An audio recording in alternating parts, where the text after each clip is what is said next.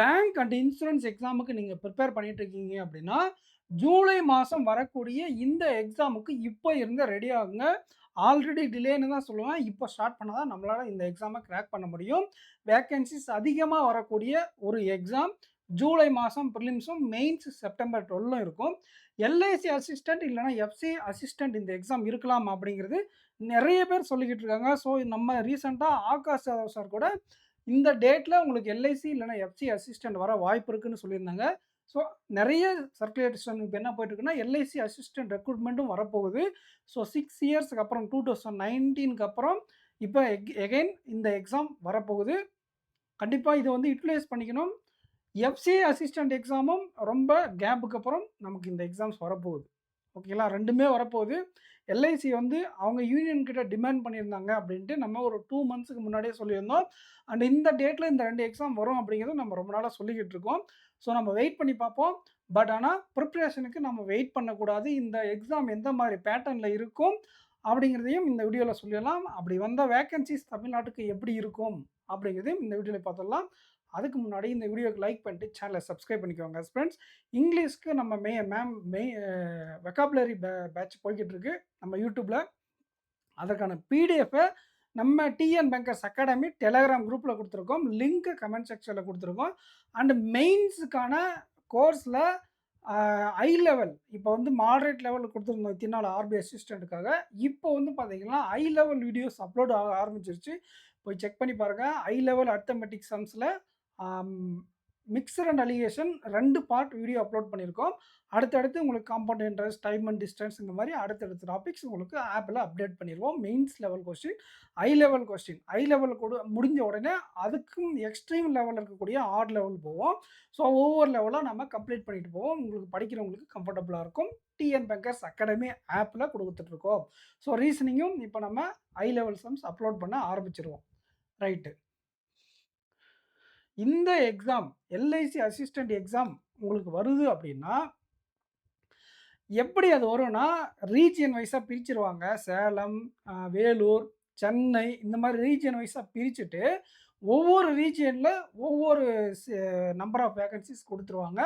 காம்படிஷனும் region wise தான் இருக்கும். சேலம்ல இருக்கக்கூடிய ஒரு ஆஸ்பிரண்ட் நீங்க சேலம்ல அப்ளை பண்ணிட்டீங்க. சேலம்னா தர்மபுரி, கிருஷ்ணகிரி எல்லாமே சேர்த்து தான் சொல்றேன். நீங்க அப்ளை பண்ணிட்டீங்கன்னா, சென்னையில இருக்கக்கூடிய ஆஸ்பிரண்ட்ஸ் கூட நீங்க காம்பீட் பண்ண மாட்டீங்க. உங்களுக்குன்னு தனி கட் ஆஃப் உங்களுக்கு எக்ஸாம் உங்க ரீஜியன்ல தான் வைப்பாங்க. ஓகேங்களா? அந்த மாரி தான் இது காம்படிஷன் இருக்கும். LIC assistant. எஃப்சிஐ அசிஸ்டன்ட் அப்படிங்கிறது தமிழ்நாடுன்னே கிடையாது. தமிழ்நாடு, கேரளா இந்த மாரி ச ச சதர்ன் ஸ்டேட்ல சில ஸ்டேட்ஸ் மட்டும் சேர்த்து உங்களுக்கு சதர்ன் ரீஜியன் அப்படின்ட்டு வேக்கன்சி விடுவாங்க. ஜென்ரல் கேட்டகரி எல்லா டிகிரியும் படிச்சவங்களுக்கு என்ன வேக்கன்சின்னா, அதில டிப்போர்ட் அதுக்கப்புறம் வந்து பார்த்தீங்கன்னா, உங்களுக்கு ஜென்ரல் அப்படிங்கிற 2 வேக்கன்சிஸ் உங்களுக்கு ஆல் டிகிரி கேட்டகரி இருக்கும். அதோட சேர்ந்து உங்களுக்கு டெக்னிக்கல் ஜாப்ஸும் சில ஜாப்ஸ் வந்து வரும் எஃப்சி அசிஸ்டன்ட்ல. மேக்ஸிமம் ஆஸ்பிரண்ட்ஸ் இந்த ஜென்ரலுக்கும், டிப்போர்ட்டுக்கும் தான் காம்பீட் பண்ணுவாங்க. அதுலயும் இதே மாரி தான். இது எப்படி சென்னையில இருக்கக்கூடிய ஆஸ்பிரண்ட் இங்க வந்து சேலம்லயோ அவங்க கூட காம்பீட் பண்ண மாட்டாங்களோ, அந்த மாதிரி ஓகேங்களா? இந்த எக்ஸாம்ல ஒரு டிப்போர்ட் ஆஸ்பிரண்ட் ஓகேங்களா? டிப்போர்ட் ஆஸ்பிரண்ட் வந்து பார்த்தீங்கன்னா, உங்க யார் கூட காம்பீட் பண்ண மாட்டாங்கன்னா, ஜெனரல் இருக்கக்கூடிய ஆஸ்பிரண்ட்ஸ் கூட காம்பீட் பண்ண மாட்டாங்க. சரிங்களா? அதுவே ஜெனரல் அப்ளை பண்ண ஒரு ஆஸ்பிரண்ட் வந்து பார்த்தீங்கன்னா, டிப்போர்ட்க்கு காம்பீட் பண்ண மாட்டாங்க. ஸோ இது வந்து பார்த்தீங்கன்னா, ஆ 2 எக்ஸாமும் காம்படிஷன் நம்பர் ஆஃப் வேக்கன்ஸீஸ் பொறுத்து இருக்காது. எந்த ரீஜியனுக்கு இல்ல எந்த போஸ்ட்டுக்கு நீங்க அப்ளை பண்ணீங்களோ, அதுக்கு தகுந்த மாரி தான் உங்களுக்கு காம்படிஷன் இருக்கும். உதாரணத்துக்கு டிப்போர்ட் உடைய கட் ஆஃப் வந்து பார்த்தீங்கன்னா, ஜெனரல விட கம்மியா இருக்கும். ஏன்னா டிப்போர்ட்க்கு வேக்கன்ஸீஸும் அதிகமா இருக்கும். டிப்போர்ட் அப்படிங்கிறது கொஞ்சம் ஃபீல்ட் ஒர்க் இல்லனாலும், ஃபீல்ட் ஒர்க் பண்றவங்க கிட்ட போய் நம்ம ஒர்க் பண்ற மாரி இருக்கும். கொஞ்சம் ஆன் டியூட்டி, ஆஃப் டியூட்டிலாம் பார்க்க வேண்டியதா இருக்கும். அதுக்கு தகுந்த மாரி இன்சென்டிவ், சேலரி குடுத்துருவாங்க. இதுவே நீங்க வந்து பார்த்தீங்கன்னா, ஜெனரல் எஃப்சிஐ அசிஸ்டன்ட்ல ஜெனரல் கிரேடர் அப்படிங்கிற அசிஸ்டன்ட்டா நீங்க போனீங்க அப்படின்னா, டெஸ்க்டாப் ஜாப் ஓகேங்களா? ஒரு கிளர்க் ஜாப் ஓகேங்களா? ஸோ அதுதான் 2த்துக்கும் வித்தியாசம். அதனால நெறைய வுமென்ஸ் என்ன பண்ணுவாங்கன்னா, இதுக்கு தான் அப்ளை பண்ணுவாங்க. ஜெனரல் கேட்டகரிக்கு, ஜெனரல் கிரேடருக்கு டிப்போர்ட் அப்படிங்கிறது செலக்டிவா தான் அப்ளை பண்ணுவாங்க. வேக்கன்ஸீஸ் அதிகமா வந்தா கூட. ஓகேங்களா? ஸோ எக்ஸ்பெக்டட் வேக்கன்ஸீஸ் அப்படிங்கிறத பொறுத்தவரை ரீஜியன் வைஸாக தான் இது வேக்கன்ஸீஸ் வரும். ஸோ அதனால் நம்ம டோட்டல் நம்பர்னு சொல்ல முடியாது. ஒரு சில ரீஜியனில் 50ன்னு இருக்கும், ஒரு சில ரீஜியனில் 100ன்னு இருக்கும். சேலம் சென்னையில் 100 ப்ளஸ்ன்னு வருதுன்னு வச்சுக்கோங்களேன், அதே 2 ரீஜியனாக கூட பிரித்து கொடுப்பாங்க. அதுக்கு தகுந்த காம்படிஷன் அங்கே இருக்கும். சேலம் இருக்கு இல்லையா, சேலமில் 55லேருந்து ஒரு 65 இந்த ரேஞ்சில் உங்களுக்கு சேலமில் வேக்கன்சிஸ் வர வாய்ப்பு இருக்கும். அதே மாதிரி தான் எல்லா ரீஜியன்ஸ்க்கும், ஒரு சில ரீஜியன்ஸ்க்கு மட்டும் 35, 40 அந்த மாதிரி வரும். 50லேருந்து ஒரு 70 இந்த ரேஞ்சுக்குள்ளே தான் உங்களுக்கு ஒவ்வொரு ரீஜியனுக்கும் இருக்கும். ஒரு 7 ரீஜியன் இருக்குன்னு நினைக்கிறேன். 6 ரீஜியனா 7 ரீஜியனாக இருக்குது. திருநெல்வேலி ஒரு ரீஜியன், ஸோ திருச்சி பக்கம் ஒரு ரீஜியன் இருக்கும், மதுரை பக்கம் ஒரு ரீஜியன் இருக்கும், வேலூர், சேலம், அதுக்கப்புறம் சென்னையிலே 2 இருக்குன்னு நினைக்கிறேன். ஸோ ஏதாச்சும் மிஸ் பண்ணியிருந்தேன்னா நீங்கள் ப்ரீவியஸ் ரெக்ரூட்மெண்ட் எடுத்து பாருங்கள். நான் எழுதியிருக்கேன் இந்த எக்ஸாம், ஏடிஓ எக்ஸாம் எப்படி எழுதாமோ அதே மாதிரி தான் இதுவும். எல்ஐசி அசிஸ்டன்ட் மெயின்ஸ்லாம் நான் எழுதியிருக்கேன். ஸோ அதை வச்சு தான் உங்களுக்கு சொல்கிறேன். எக்ஸாம் வந்து நீங்கள் அப்ளை பண்ணுற டிவிஷனில் தான் போய் உங்களுக்கு எக்ஸாம் இருக்கும். நீங்கள் நான் ஆல்ரெடி சொன்ன மாதிரி ஒவ்வொரு டிவிஷனில் ஒவ்வொரு கட் ஆஃப் இருக்கும். சரிங்களா? ஸோ இதுதான் வந்து பார்த்தீங்கன்னா ப்ராசஸ், எல்ஐசிக்கும் எஃப்சிஐ அசிஸ்டண்ட்டுக்கும் ரெக்ரூட்மெண்ட் ப்ராசஸ்ஸு. 2மே வந்து ரிட்டன் எக்ஸாம் பேஸ் பண்ணி தான் எடுக்குவாங்க. இன்டர்வியூ கிடையாது. Prelims, mains. மெயின்ஸ் எக்ஸாமில் நீங்கள் ஸ்கோர் பண்ணுறத வச்சு எடுப்பாங்க. எஃப்சிஐ அசிஸ்டண்ட்டில் லாஸ்ட் டைம் 2019லேயும் நான் எழுதியிருக்கேன். 2000 அது லாஸ்ட்டு வந்தது மறந்துச்சு இயரு. ஓகேங்களா? லேட்டஸ்ட்டாக வந்த எஃப்சிஐ அசிஸ்டண்ட்டும் நான் எழுதினேன். 22ஓ 23ல வந்துச்சு. அதையும் நான் எழுதினேன்.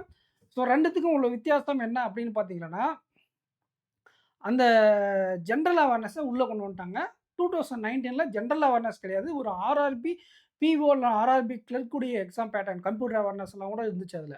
ஸோ அது வந்து பார்த்தீங்கன்னா, பியூர் பேங்கிங் பேட்டர்ன்லேருந்து இப்பயும் பேங்கிங் பேட்டர்ன் தான். அதோடு சேர்ந்து ஒரு கொஞ்சம் ப்ரிலிம்ஸில் மட்டும்தான் கொஞ்சம் உங்களுக்கு ஜிஎஸ் வரும். மெயின்ஸில் ஜிஎஸ் ஜென்ரல் அவேர்னஸ்ன்னு இருந்தாலும், கரண்ட் அஃபேர்ஸுடைய கான்ட்ரிபியூஷன் தான் அதிகமாக இருந்துச்சு லாஸ்ட் டைம். சரிங்களா? ஸோ கொஞ்சமாக நீங்கள் ஜிஎஸ் படிக்க வேண்டியதாக இருக்கும் எஃப்சிஐ ரெக்ரூட்மெண்ட் வரும்போது. ஆனால் நீங்கள் எல்ஐசி அசிஸ்டன்ட் அப்படின்னு பார்த்தீங்கன்னா, முழுக்க முழுக்க பேங்கிங் பேட்டர்ன் தான். ஓகேங்களா? அதில் கம்ப்யூட்டர் கூட கிடையாது. முழுக்க முழுக்க பேங்கிங் பேட்டர்ன் தான். அதுலேயும் கான்ட்ரிபியூஷன் ரீசனிங்க்கு 60 மார்க் கொடுத்துருப்பாங்க. அதுக்கு அடுத்த கான்ட்ரிபியூஷன் கரண்ட் அஃபேர்ஸ்க்கு 50, மேக்ஸுக்கு 50, உங்களுக்கு இங்கிலீஷ்க்கு 40 மார்க். இதுதான் வந்து எல்ஐசி அசிஸ்டன்ட் சதர்ன் ரீஜியனுக்கு. நார்த் ரீஜியனுக்கு வந்து பார்த்தீங்கன்னா 40 மார்க் வந்து ஹிந்தி தனியாக ஒரு 40 மார்க் கொடுத்துருவாங்க. மற்ற எல்லாமே 5 சப்ஜெக்ட் போட்டு ஹிந்தி எக்ஸ்ட்ரா சப்ஜெக்ட் போட்டு எல்லாத்துக்குமே 40, 40ன்னு கொடுத்துருவாங்க. ஆனால் நம்ம சதர்ன் ரீஜியனுக்கு உங்களுக்கு ரீசனிங் 60 மார்க். ஓகேங்களா? ஆப்டிடியூடுக்கு 50 மார்க், ஜிஏக்கு 50 மார்க், இங்கிலீஷ்க்கு 40 மார்க். இதுதான் வந்து பார்த்தீங்கன்னா உங்களுக்கு சதர்ன் ரீஜியனுக்கு எல்ஐசி அசிஸ்டன்ட்டுடைய மெயின்ஸ் பேட்டர்ன். ப்ரிலிம்ஸ் வந்து இப்போ ரீசெண்டாக எழுதுன ஆர்பி அசிஸ்டன்ட் பேட்டர்ன் தான். 35, 35, 30. இங்கிலீஷ் மட்டும் 30, மீதி 2 சப்ஜெக்ட்டுக்கும் ஆப்டி ரீசனிங் 35, 35 இருக்கும். Pure banking pattern. இந்த ஜென்ரல் அவேர்னஸில் இருக்குல்ல 50 கொஸ்டின், அதில் மட்டும் என்ன பண்ணுவாங்கன்னா, ஒரு 7லேருந்து 10 கொஸ்டின் வரை இன்சூரன்ஸ் ரிலேட்டடான current affairs plus static insurance awareness கேட்பாங்க இந்த 50 கொஸ்டினில்.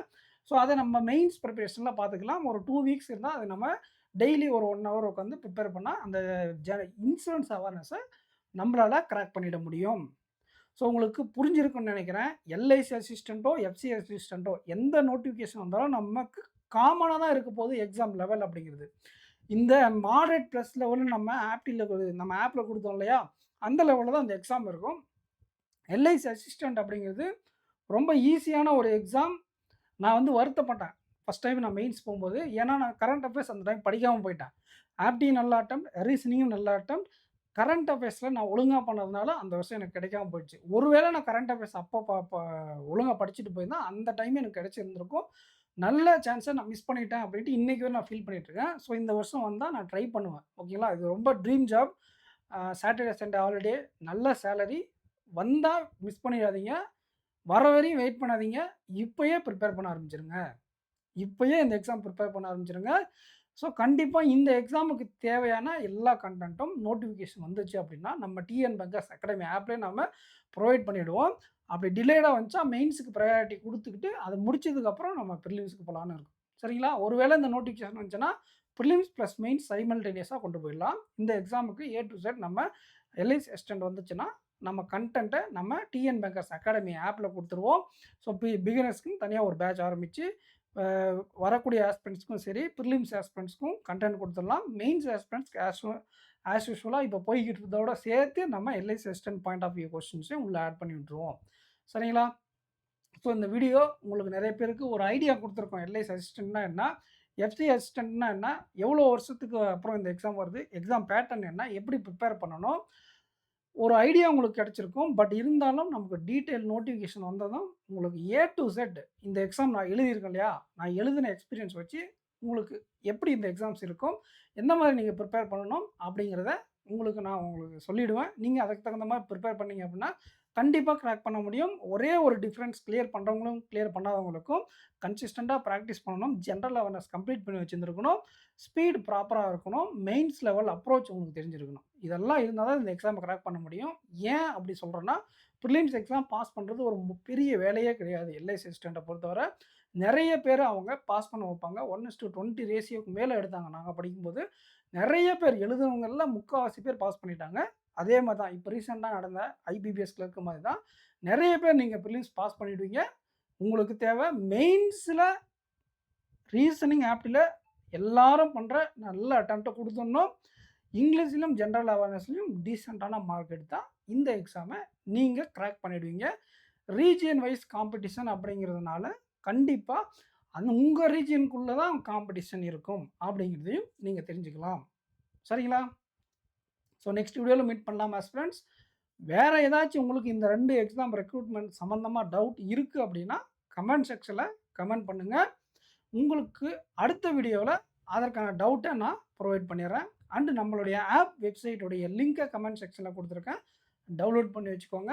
உங்களுடைய பிரிப்பரேஷனுக்கு ரொம்ப யூஸ்ஃபுல்லா இருக்கும். இனிமேல் வரக்கூடிய யூடியூப் வீடியோஸ் லிங்க்கையும், அதற்கான பிடிஎஃப்பையும் கூட நம்ம அங்க ப்ரொவைட் பண்ணிடுவோம். ஸோ நெக்ஸ்ட் வீடியோல மீட் பண்ணலாம் ஃபிரெண்ட்ஸ். Thank you.